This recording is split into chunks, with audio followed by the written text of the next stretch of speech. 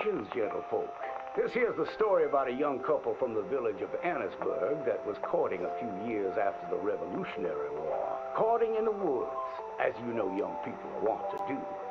Stealing away all sneaky-like. Girl by the name of Ethel Beauchard snuck out of the parlor one evening just as soon as her mother went out to hang clothes on the line from the washing. She met up on the road by her farm with a boy by the name of Eugene Hutton. Now, the Hutton boy was an athletic chap, liked boxing, fishing, and swinging Indian clubs. It's quite singular to the story that he didn't seem all that inclined to go to war in the preceding years leading up. Well, they walked in the woods for a while. Pretty soon they lost their bearings and no longer knew the north from the south, nor east from west neither. Then they heard a low moaning sound. "What's that terrible noise?"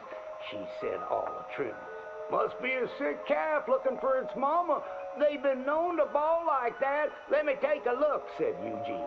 Well, old Eugene went and disappeared around a tree, came out the other side, and gave her a terrible fright. Boom! She let out a shriek, then went to chastising. "You should be ashamed of yourself, Eugene Hutton," she said. "Instead of giving a girl protection, you go carry on acting foolish and fresh like the Queen's prize jester." But right then and there, a chilly wind blew through and knocked off Eugene's hat.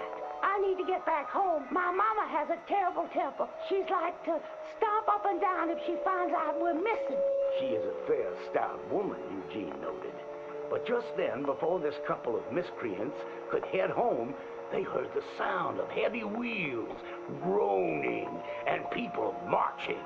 The cacophony grew closer and closer, and through the fog they could make out the shapes of ghost horses pulling spectral cannons, and dead soldiers marching as if their graves could no longer contain them, each wearing a vile red coat. "You will pay for your moral transgressions," the dead soldier howled, and cut his head clean off. Miss Beauchard shrieked in horror as Eugene's head landed right in her hands, his eyes still darting about, attempting to discern what horror had transpired.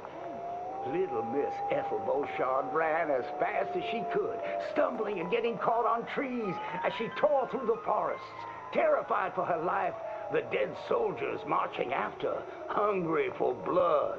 When she returned home, she told the people of the village that an army of the dead had taken Eugene within the confines of the fog. British soldiers who died protecting tyranny were rising from their graves as if to continue the fight for the demonic English.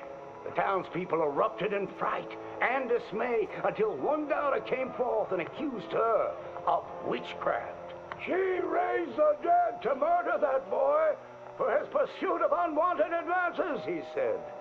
"So she too must perish." And that very night, they put her to the stake and burned her dead. Now let that be a lesson to you young ones not to go courting in the woods, in case the English lurk there still.